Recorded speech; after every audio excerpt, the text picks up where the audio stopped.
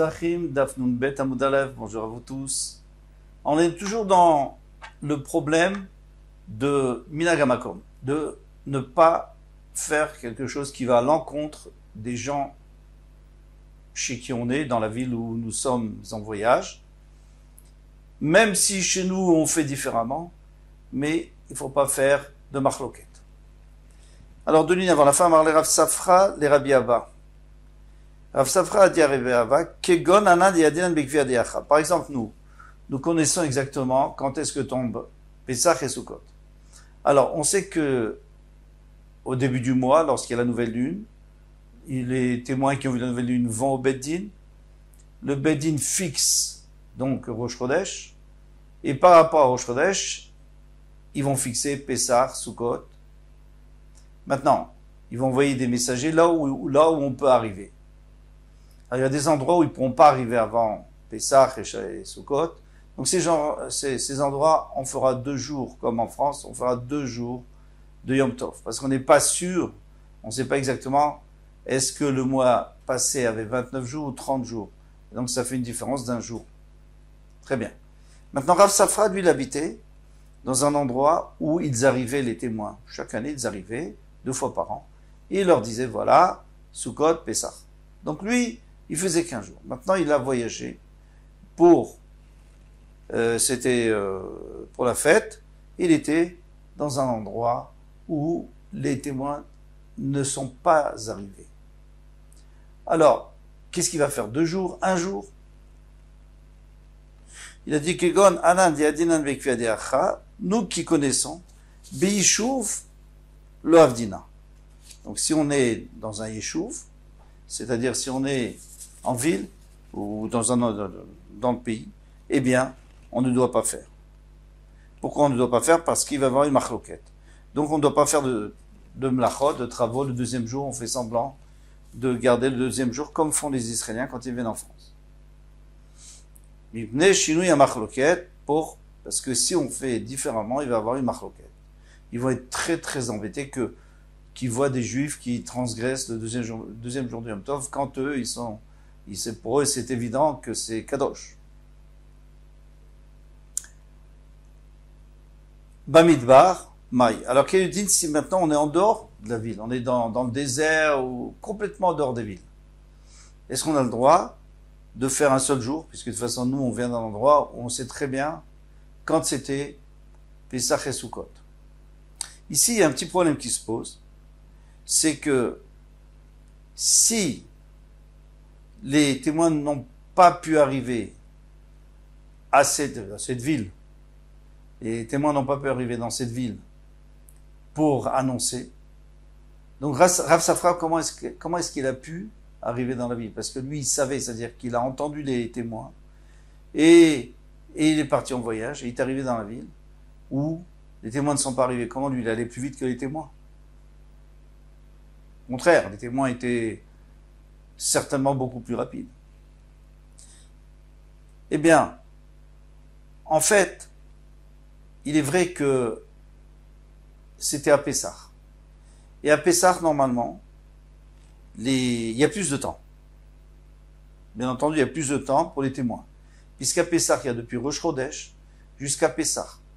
Donc il y a 14 jours pour venir annoncer. Alors sur ces 14 jours, il y a 2 Shabbatot. Bon, alors ça fait 12 jours.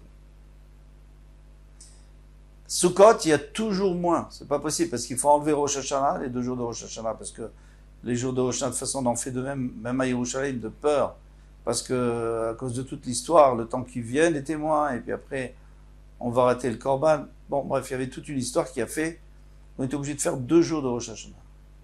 Il y a Yom Kippour, et puis, il y a les Shabbatot aussi. Bon, parfois, le Shabbat peut tomber Yom Kippour, alors on gagne 1 jour, mais on a perdu déjà 2 jours de Rosh Hashanah. Donc c'est sûr qu'à Sukkot, ils n'arrivaient pas dans cette ville, là où il se trouvait maintenant Rav Safra. Mais, lui, il est venu à Pessah. Donc en réalité, il est venu et les Edim aussi sont venus. Seulement, le problème c'est qu'un endroit où les Edim ne viennent pas toujours, ils viennent à Pessah et pas à Sukkot, ça dépend des Shabbatot, etc. Alors, dans cet endroit-là, ils sont obligés de faire toujours 2 jours. Bamidbar Maï. Maintenant, si on est dans le désert, quel est le djinn? Amarle Achi Amaravami, Ravadimi Adivi Yeshuv Assour, quand on est dans la ville, c'est Assour. Bamidbar Moutar, mais si on est en dehors de la ville, c'est Moutar. Combien? 2000 amot. Parce qu'il n'y a personne qui va sortir au-delà de 2000 amot. Et donc, on peut se permettre de faire des mlachot. Rav Natan bar Assia Azal.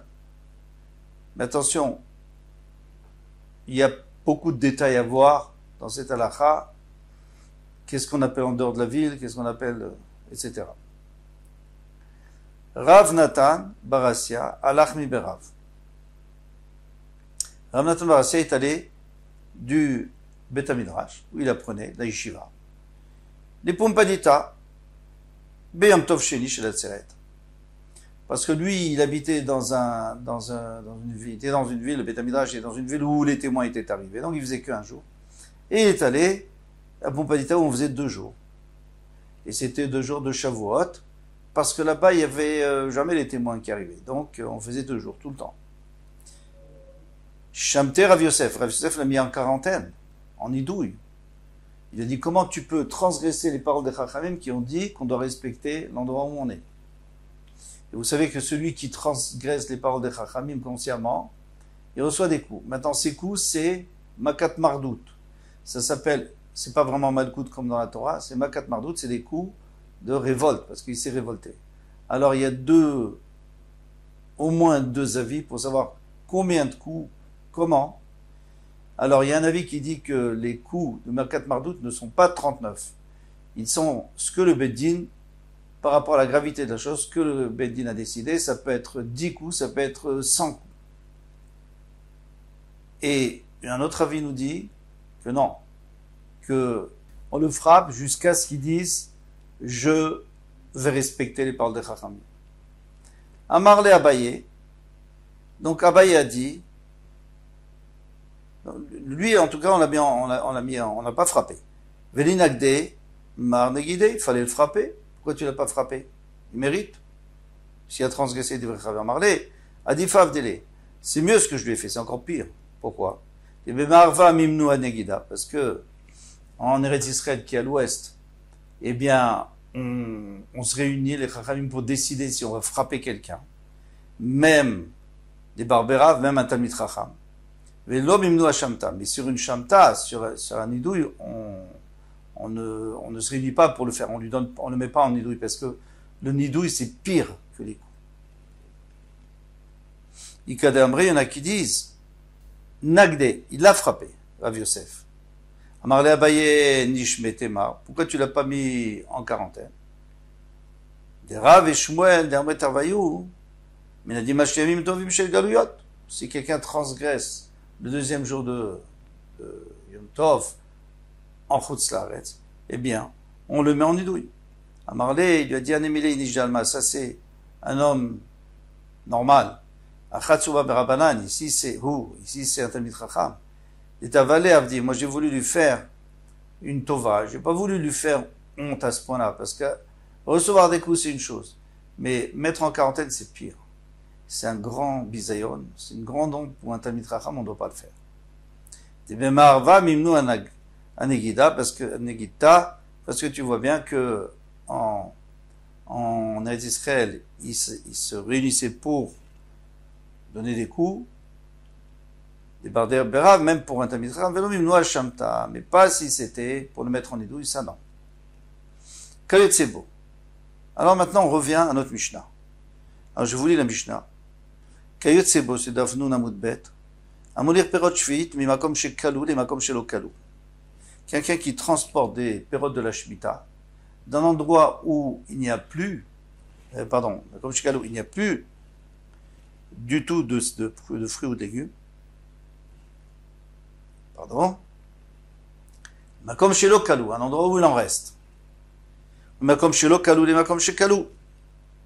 Le contraire, il vient d'un endroit où il n'y en a plus, où il en reste, à un endroit où il n'y en a plus. Chayav levayer, de toutes les manières, il doit toujours faire la chumra. Rabbi Yehuda, Omer tse ve'avelach afata. Ça c'est important, on va développer dans Rabbi Yehuda. Rabbi Yehuda, il dit, qu'est-ce que ça peut faire, madame? Moi je viens d'un endroit où il n'y en avait plus, mais maintenant il y en a. Donc si les gens de ma ville, ils m'en veulent, de ma ville originelle, ils m'en veulent parce que je ne fais pas comme eux, je peux leur dire, bah, venez, il y en a ici, venez en acheter, venez en chercher. Pardon, on n'achète pas, venez en chercher. Et vice versa. Si je viens d'un endroit où il y en a, et je vais dans un endroit où il n'y en a pas, et les gens viennent se plaindre, je leur dis, mais allez dans l'endroit d'où je viens, vous allez voir, vous pouvez en avoir. Donc on a le droit de le manger. Pas obligé de faire bio. Donc apparemment, Rabbi Yehuda, il ne tient pas du tout compte de ce qu'on a dit en avant. Et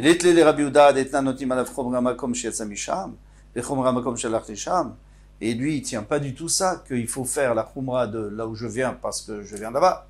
C'est mon din. Et là où je vais, c'est pour pas faire d'histoire. Amarav Shisha Berede Ravid et Milta Charit et Kamarav Yehuda. Il dit, mais non, vous n'avez pas compris. Rabbi Yehuda, il parle pas du tout de ce qu'on vient de voir ici. Il faut rajouter quelque chose dans cette Mishnah. Parce que dans cette Mishnah, on a parlé de quelqu'un qui vient d'un endroit où il n'y en a plus, un endroit où il y en a, ou le contraire. Ici, on va parler Verikama. On met Makom chez Lokalou, les Makom chez Lokalou. Eh bien, c'est un troisième cas. Il vient d'un endroit où, pour l'instant, il reste pour les animaux. Un endroit où il reste pour les animaux. Partout. Et puis, d'un coup, il a entendu, quelqu'un lui a dit, tu sais, mais dans la ville d'où tu viens, il n'y en a plus. Alors, qu'est-ce qu'il fait? Chayav levaer. Il faut qu'il s'en débarrasse. Pourquoi? Parce qu'il doit faire comme chez lui.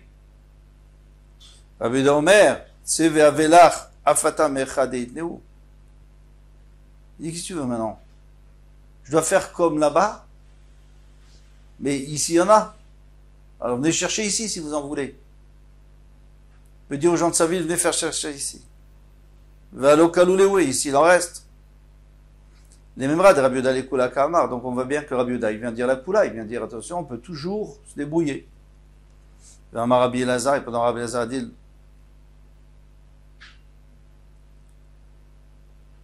alors ici, il n'y a plus de problème. Qu'est-ce qu'on disait? Le problème, c'est que il va leur dire, il doit faire comme il avait l'habitude de faire avant, c'est-à-dire comme son endroit, mais les gens de son endroit peuvent venir en prendre ici, donc ils peuvent en avoir. Pendant Rabbi Elazar a dit, l'homme Rabbi Yehuda, il a les khumra. Rabbi Yehuda, il vient nous dire une khumra, pas une poula. Alors d'après le raisonnement qu'on a fait, c'est une poula.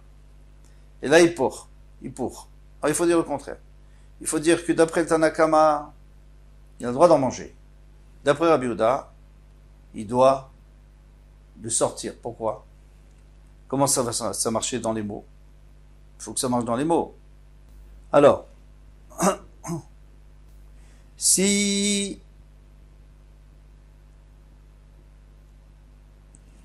qu'est-ce qu'il dit Rabbi Yehuda? Omer, tseve avelach afata. On lui dit, tu sais, chez toi, il n'y en a plus. Et toi, tu veux en manger. Alors va en chercher chez toi, tu vas voir qu'on t'en aura pas. Donc il est mahmir, pas comme il en avait dit avant.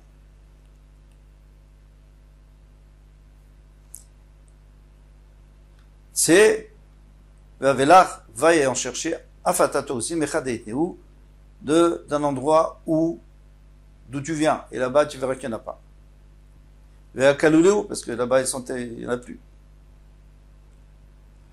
Alors maintenant, Abaye Amar, ça le dérange Abaye d'inverser. C'est toujours embêtant. Si on peut s'arranger sans, il vaut mieux pas inverser les rôles de notre Mishnah. Abaye Amar leolam kelektane. Moi, je garde comme c'est écrit. Vachika Amar.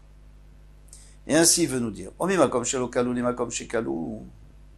Si par exemple, quelqu'un était dans un endroit où il restait. Il en restait largement pour les chayot, qui sont dans les champs, et il est allé dans un endroit où il n'y en avait plus. Verziran Emkoman. Donc il est venu avec, et puis il est reparti à la maison. Vedani Lokalou. Et quand il retourne à la maison, il voit qu'il y en a toujours. Alors, il peut les manger ou pas. Et non chayav les verres. Il n'a pas besoin de les sortir, de les rendre efker. Rabbi Yehuda Omer. Bien sûr qu'il n'a pas besoin, puisque là où il est maintenant, c'est, on a le droit, puisqu'il en reste, et les fruits, ils ont été cueillis ici, avant de partir. Rabbi Yehuda Omer, tseve avelach afata mechadat daitinhu. Il dit non. Les gens de la ville vont lui dire, Nous, on a le droit parce que on a toujours été là, mais toi, tu as apporté d'où? De l'endroit où il n'y en avait plus, de l'endroit où tu devais t'en débarrasser. Vers Kaloleo, et là-bas, il n'y en avait plus. Alors ça, c'est pas très logique. Matkifla Ravashi, le Rabbi Yehuda, Ravashi a posé une question forte à Rabbi Yehuda. Atou Agaba de Khamra, Kaltinu, il dit, je comprends pas.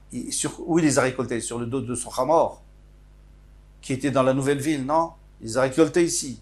Et maintenant, il est ici. Donc c'est sûr qu'il a le droit de les manger. Et là, Ravashi, alors Ravashi va dire qu'il y a autre chose, aucun rapport. On parle d'un autre cas. Il plukta de Tanaï.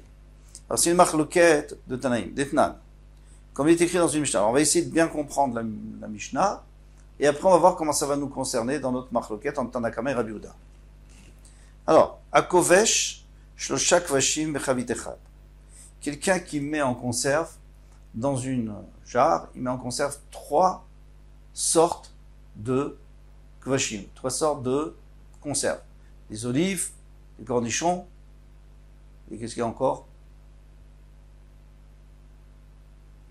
Des capres, par exemple. Donc, il les a mis ensemble. Maintenant, il y a un problème, c'est que il y en a un qui en a plus. Disons, il n'y a plus d'olives à l'extérieur. Donc, il faut sortir les olives. Qu'est-ce que je fais, moi? Alors, je peux continuer à garder les olives, je peux pas. Mais les olives, elles ont donné du goût dans les autres choses. Les cornichons, ils ont aussi donné des goûts. Alors, qu'est-ce qu'on fait? Rabbi Eliezer Omer Ochlim al Arishon. Rabbi Eliezer, il dit, le premier qui a disparu, eh bien, c'est fini. On peut plus manger. Il faut tout sortir. Pourquoi? Parce qu'il a donné du goût. Alors, d'où il apprend ça?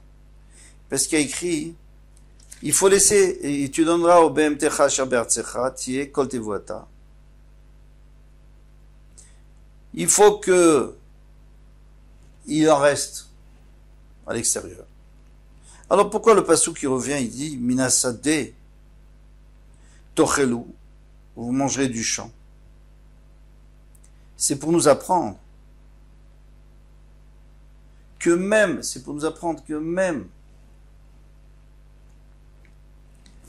dans le cas où il y a seulement le goût, eh bien, tu n'auras pas le droit. Il faut qu'il y en ait là-bas. S'il n'y en a pas, même si c'est juste le goût, on n'a pas le droit, donc il est Mahmi Rabbi Eliezer. Rabbi Shomer, Afala Acharon, même, on peut attendre jusqu'au dernier. Alors, il fait exactement le contraire. Il dit, puisque le passage qui nous a rajouté Minasadeh, c'est pour nous dire que pas seulement le premier qui a cessé d'exister dans les champs, eh bien, il nous interdit tout, au contraire. Le dernier nous permet tout, même le premier, on peut le manger encore. Pourquoi?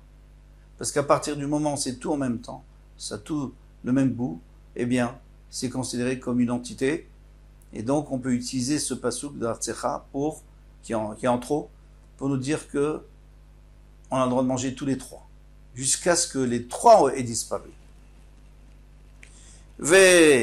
Après, il y a un troisième avis. Rabban Gamliel Omer kol shekala mino minasadeh yivaer mino minachavit.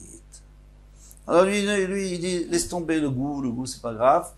Lui, il dit, s'il n'y a plus d'olives dans les champs, eh bien, tu enlèves l'olive. S'il n'y a plus de capres, eh bien, tu enlèves les capres. Mais tout le reste, tu peux manger. Donc, il est intermédiaire. Kol shekala mino minasadeh yivaer mino minachavit, ve'alacha kidvara, ve'alacha, il est comme Rabban Gamliel. Alors maintenant, on va revoir notre marloquette. Alors on reprend la Mishnah. Qu'est-ce qui est écrit dans la Mishnah? Il y a écrit Keitzebo amolir perot shvit mimakom shekalu limakom shelokalu. Alors il faut comprendre la Mishnah totalement différemment. Celui qui prend d'un endroit shekalu limakom shelokalu. Alors, omeakom shelokalu limakom shekalu chayev levaer. Ça veut dire quoi? Ça veut dire que si tout ce qu'on a dit, que tout ce dont on parle dans la Mishnah, c'est quand il va d'un endroit où il n'y en a plus, un endroit où... Alors il doit prendre des chumrot. D'accord, très bien. Mais maintenant, qu'est-ce qui se passe s'il y a une partie qui s'est terminée? Ça, c'est sous-entendu, c'est pas écrit. Il y a une partie qui s'est terminée, une partie de ce qu'il y a dans cette jarre, par exemple, il n'y a plus d'olive, et le reste, il y a. Alors qu'est-ce que je fais? Eh bien, sous-entendu, j'ai le droit de manger. Puisque là, il n'a pas interdit. Et ça, c'est comme Rabbi Yoshua. Vient le Rabbi Yoda Omer, Tse ve'avelach afata. Alors il vient, il dit, Rabbi Yehuda, il dit non, ça va pas. C'est comme Rabban Gamliel, il dit, s'il y a plus d'olives, va en chercher. Si tu en trouves, tant mieux. Tu trouves pas, allez, enlève les olives. Il n'y a plus de capres, alors enlève les capres. Il n'y a plus de cornichons, enlève les cornichons. Et c'était ça leur marloquet dans la Mishnah. Demain, on verra une autre possibilité de Ravina. Bezrat Hashem. Kol Tov.